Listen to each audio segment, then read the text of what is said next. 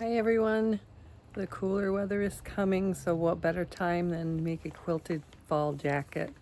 That's my plan. And through this video, I'm going to show you how to make your fabric, your own quilted fabric, to make your quilted jacket. So I've got 4 different fabrics plus a few other pieces that I'm going to add in and see if we can't frugal handcraft this beautiful jacket. I have a thrifted pattern.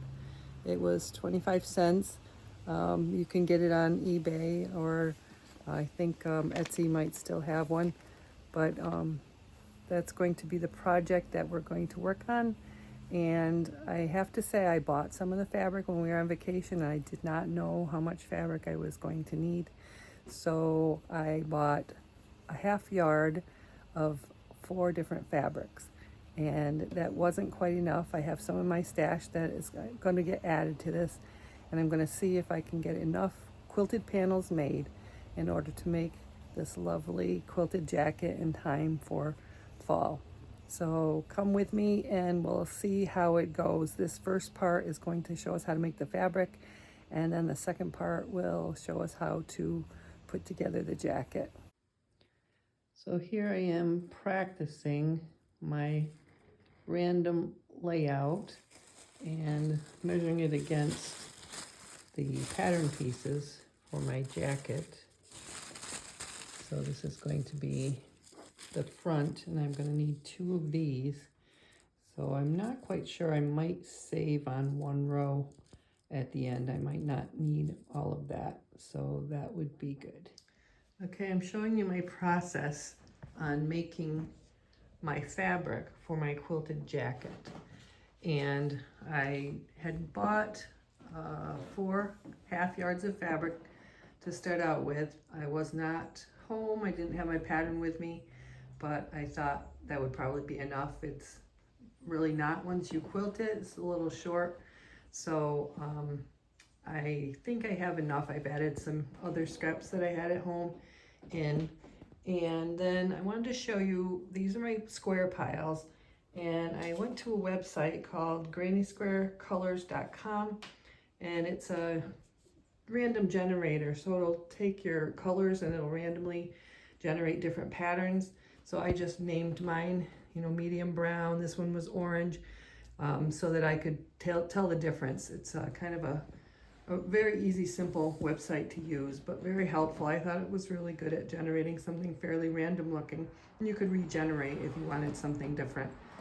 So this is my process right now. I actually ended up doing 2 layers like this. So I could come back here and I could see exactly where I wanted everything, because I had to go and do my ironing in the other room. I set up my sewing machine right here so I'd have it handy. But you need a nice flat surface to work on, nice big table. This is my dining room table, or you can do it on the floor. But these are actually going to be 2 separate sections put together. So they're identical. I just repeated the pattern on that side and on this side. So I'm going to show you just my thought process and how I started putting this together. Okay, so here you can see I started with a 4.5 inch by 4.5 inch square. And then I took the squares and I put them into blocks of 4. That seemed to be the easiest for me to make sure my seams were all matching. And then I started building my panels that I needed. So here's one panel that I was building, and I actually had to rip this one apart because I wasn't watching. They both started with the same color, but these 2 are not supposed to match up. So I took it apart, and then it's going to be like this. But it was nice to be able to go back and see what my pattern was sitting right out, or you could use the app and you could see your colors there too. But I thought this was really helpful. Take pictures as you go along, that's helpful too.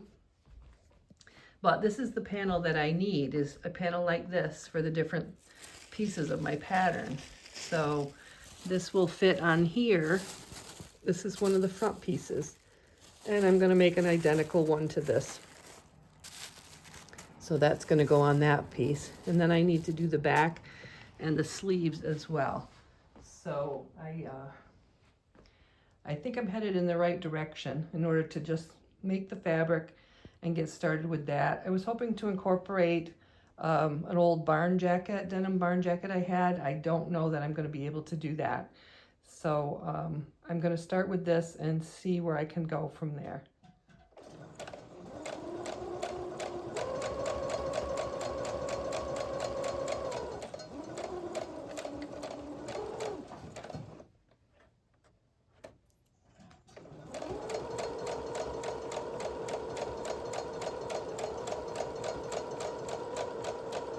Here I'm just chain stitching these together, one right after the other. Got my guide on my sewing machine. Just put a piece of tape on there. Make sure that I'm keeping my scant 1/4 of an inch. And then I just keep going. You don't need to back tack when it's going into another seam. And these will be going into another seam, so I just move right along.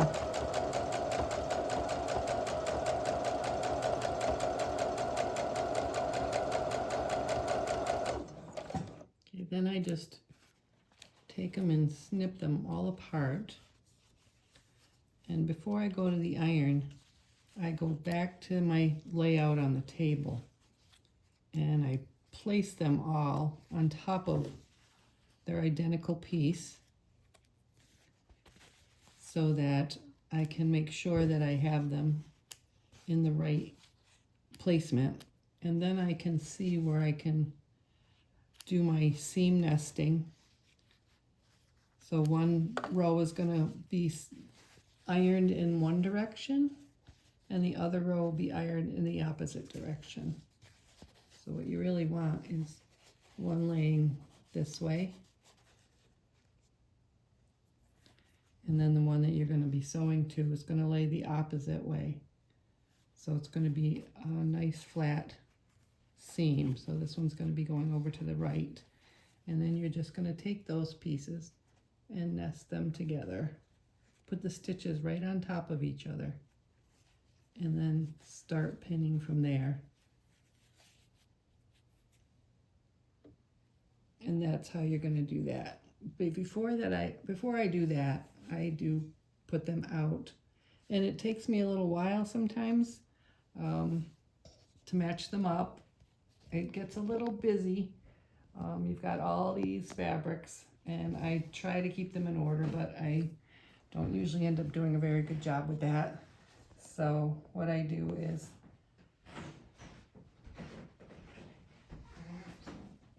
I know I'm on these last 2 rows here, so I just open them up and try to match up the colors that go together. These 2 go on top of these, and so you get the idea. Then I can take my 4 patch that I'm making and bring that over to the ironing board. So I'm going to take my first 4 patch over, and I'm going to get that ironed up, and then I will sew that, and then I'll bring it right back here. Okay, so here you can see this one's going in this direction, this seam is going in this direction, and they're ironed down. I try to trim all my little threads and everything as I go, make a nice neat project. And then when you flip it over, you have a nice place where they're all meeting in the middle, and it comes out really nice and neat. And I'm not an expert at quilting, and that I've struggled with that, but if I do match up those seams on the back, it does help me out, and I seem to have better products. So I'm working at learning. And then I just take this and I put it over here onto its match, and then I proceed on to the next ones, and so on, and then I build as I go from there. This is how I build my panels. So there's 2 4 blocks together to make each 8 block section, and then I have 7 rows, so I have 1 extra that I'll add on after I sew those together. Now's the time to check, make sure your seams are all tight and there's no gaps. Anything you want to change, now's the time to change it, because once you put it together, it's going to be that much harder to take it apart and fix something. So check those things and get your panels together, and then you'll have your entire piece for your jacket. I've completed all my panels, and this is 2 panels sewed together, and I'm going to be using this for the back. And I need to get all these pieces figured out before I do the sleeves, because the sleeves I need additional fabric for, and I'm not sure how much I'm going to have. So I'm going to place this here, and it's a perfect fit, actually. I'm going to give myself a little extra room. This is a medium, and I want to have a little bit more room just to try it out. But I'm going to place that, pin everything on, cut those out, and this is going to give me almost a full square that I can use for the sleeves. This is the pattern that I'm using. It's McCall's number 4309, and it's an extra small to medium. It's an older pattern, but it's still available. Etsy and eBay I've seen have them. But here's the back, all cut. It was a little nerve-wracking to cut into all that fabric that I was making, but it looks good. This is what I ended up with for extras. I got 2 pieces that are just about a full row. So I am going to try doing my sleeves after I cut out the front of this, which I will do next. So I'm ready to cut the front panels. I have the first one pinned here, and that looks pretty good. When you're figuring out, these are 4.5 by 4.5 inch squares, so they should come out to about 4-inch squares. So that's really how you can figure out if you have enough, or you can just start making them and measure it against your pattern piece and see how it goes. But I was lucky to get this on a full panel on each part. But you also have to keep in mind, when you go over to do your other side, you're going to flip this piece of pattern over to that side, so it's going in the proper direction. And you want to be mindful of how you're laying up your squares when you put your pattern over there. And I do have a little wiggle room on where I can start it, depending on if I have a preference for the color I want to start with. These panels that I did are identical, so that means the colors on this row are the colors on this row. So I'm not sure that's going to help me with the placement at all, but I'm going to just try to make sure that it looks nice, and maybe I can start with a full square, because this one's starting with a full square. So when my coat meets, they're gonna meet and look nice together. So keep that in mind when you're doing that. The front panels are done, and I made sure to keep that lined up. I did go with not wasting fabric. It didn't seem to really matter that much in placement. It wasn't going to be a perfect match anyway, and that's not what I'm looking for. I'm looking for a random look. So, and then I have these scraps here, and my next project is to tackle the sleeves and how I'm going to get enough fabric to finish those. I have 2 panels laying side by side, and I think what I'm going to do is seam these 2 panels together like I did for the back. And then I have 1 complete strip that's a leftover, so I'm going to seam that on there as well. And it might give me just enough. Looks like I'm going to need under 4 inches for both of these, so they will both fit on the fabric. So I'm going to give that a go right now. Adding the extra panel worked. Here are my 2 sleeve pieces all set to go. And I have some leftovers.